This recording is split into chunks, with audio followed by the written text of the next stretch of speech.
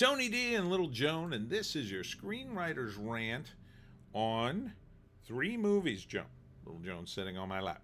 Three movies. Didn't have any trailers. Now they're dropping out of the sky. So first up is Darkest Miriam. Next up is Audrey's Children, starring that woman from Game of Thrones, and Zero. All right, smash like and subscribe. Thank you for smash liking and subscribing, Joe. Check out my books. Links in the description. Comedy horror in South Jersey. It's the Pineys. Books 1 through 17. Available at Amazon.com. Don't forget, Kindle Unlimited is free. So Darkest Miriam is first. It's about a librarian. And she's getting like strange messages left behind in books. Here it is, the library she works at. She does various things. There's a weird homeless guy who keeps showing up, and he's out of his mind. But then she meets some kind of immigrant dude who becomes her boyfriend and makes her happy, but she still continues to get these notes. Oh, it is Charlie Kaufman. I thought he was in the mix. He's the executive producer. I thought maybe he wrote it. It feels like a Charlie Kaufman film. It's very unique. So I guess that's why he decided to help make it, or loan his name to the... A lot of times they're just loaning their names to the movie, but... All right. Cool. It's hard to tell you what it's about exactly. A film by Naomi J., who wrote the screenplay and directed it. It's based on a book called The Incident Report. All right. So I'll take a stab at this. First act, Naomi is a librarian, and she works at a very odd library. She's like a quirky character, and she meets a new beau at the park, but she keeps getting these messages left behind in the books. So at first she reads them. She reads one of them and kind of just like, oh, this is weird, and throws it away. But then few days later, she comes across another one. She realized that some crazy person is leaving messages inside the book, and they sound relatively ominous. So she starts searching the books while she's also having a relationship and telling him about what she found in the books. But there's a crazy guy in the library, so he's the obvious suspect, but maybe it's not him. And then I don't know what happens at the end. I'm going to say she probably figures it out, but it's not going to be like he does something horrible at the end. It'll be more like he's already passed on, or he already changed his mind, or maybe it's him. Maybe it's her new boyfriend. Let's read the write-up. All right. No write-up here, so we have to go to IMDb for Darkest Miriam. There it is. Miriam Gordon lives in a fog of grief while working in a downtown public library branch, when a burgeoning love affair coincides with her receiving a series of oddly threatening letters. Miriam's sheltered existence is cracked open. Okay.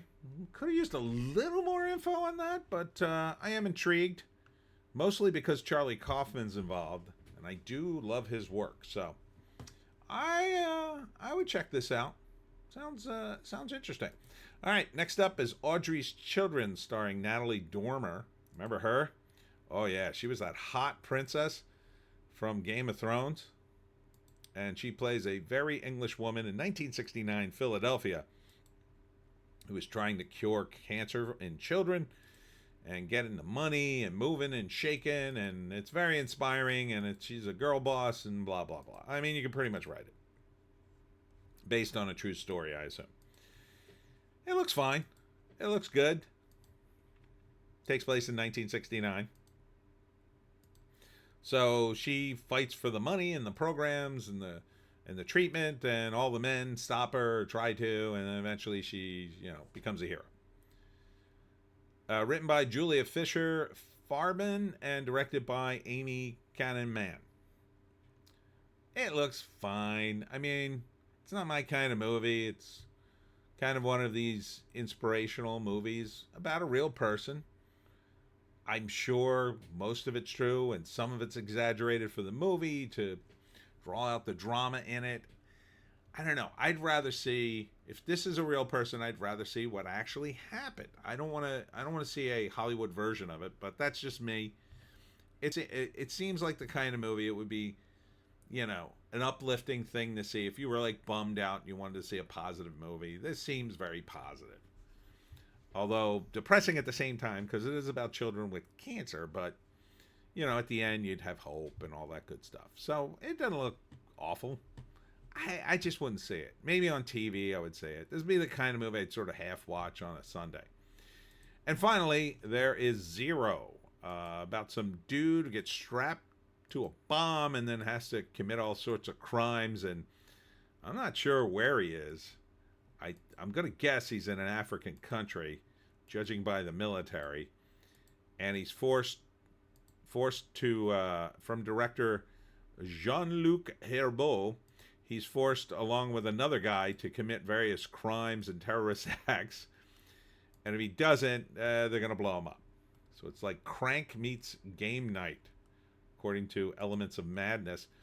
It looks pretty action-oriented. It looks like my kind of good time. Here they try to disarm the bomb, but it doesn't work. It looks fun. He's the muscle, and the other guy's the brains, I guess. So, first act, he wakes up strapped to a bomb. And he puts in a little earpiece, and the guy tells him what to do. And basically, he has to escape the cops and do all these crazy things. And he tells him, "You're listening to me now." Now, do we have who wrote this thing? Writer Jean-Luc Herbeau and Huss Miller. And Jean-Luc wrote it. And it says written and directed by Jean-Luc Herbeau. Written by Jean-Luc Herbeau and Huss Miller. I gave himself 2 writing credits, but okay. But it looks fine. Looks like a fun time. I'm not sure what country it is. Might be Haiti. Could be Haiti. Yeah, so you got the bombs there. And the knives. Here they are trying to disarm the bomb. And here they are getting instructions. Yeah, this is my kind of movie. I love the movie Crank. I like both Crank 1 and Crank 2. I know, Crank 2 just sort of unravels, but I love it. I like this kind of chaos, so I'm in. First act, he wakes up with a bomb, and he has to fight all these cops. Second act, gives him all sorts of instructions. He meets up with the other guy. They have to do stuff together. It's all part of some plot, maybe to take over the country or whatever.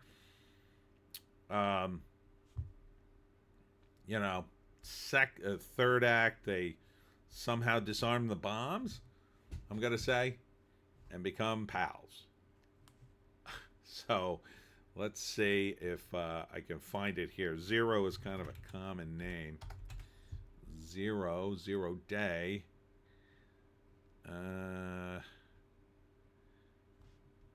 See all results for Zero. Yeah, I'm not seeing it. Not seeing it. So, I don't know. This may be a low enough budget that it... Oh, wait. This might be it. Yeah, here it is. 2 Americans end up in Dakar, Senegal. Okay. I went to a Senegalese restaurant once. It was really good. With bombs strapped to their chest in 10 hours to find out why. Oh, cool. There's a time limit. That's always fun. It's a bit on the nose, but in this case, I'll check it out. It's made last year. It's a tight 90. You know I love that. You know I love a tight 90. All right, so this is right up my alley. All right, it's going to be tough. So, first up, what's going to be on the bottom here? I think I got to put Natalie Dorman on the bottom here. Yeah, because, look, it's just not my kind of movie. These movies, they're nice. I just find them boring. I would rather watch the real person get the credit. Second would be this Darkest Miriam. I think this will be fun and quirky and weird. If Charlie Kaufman's involved, I think it'll be quality. That would be my guess. And it looks quirky and weird. And then number one would have to be Zero. I mean, this is a movie made for me. It's full of action. Crazy stuff is going to happen. And two guys with bombs strapped to them. Oh, yeah. Sign me up. Anyhow, that's it for me, Tony D, and little Joan, who's waited so patiently. You've been so patient tonight, baby. Yes, you have. Yes, you have. You've been so patient. We're going to take you on a nice walkies. Yes, we are. We're going to go on a nice walkies tonight. Okay? You want to go walkies? Walkies time? I think she does. Thanks for tuning in today. Tomorrow I'll be at the Cape May County Library. That's it. At 6 p.m. to tell you all about how to get published in South Jersey. On Thursday, I'll be on the American Werewolf podcast right here on the internet at 8 p.m. So look for that. And Friday and Saturday, I will be at One More Bar and Grill on Route 206 in Chemung, New Jersey for Gator Weekend. And that's Friday, Saturday, and Sunday, but I won't be there on Sunday. Sunday, I'll be at Lines in the Pines on my birthday. What a great day this is going to be. This is my birthday day. So from 10 to 4, I'm at Lines in the Pines. Then I'm going to my fantastic birthday dinner. And then I'm coming back to do the live stream. Oh, what a day. What a day my birthday will be, doggy. All right, we got to go walkies. We'll see you.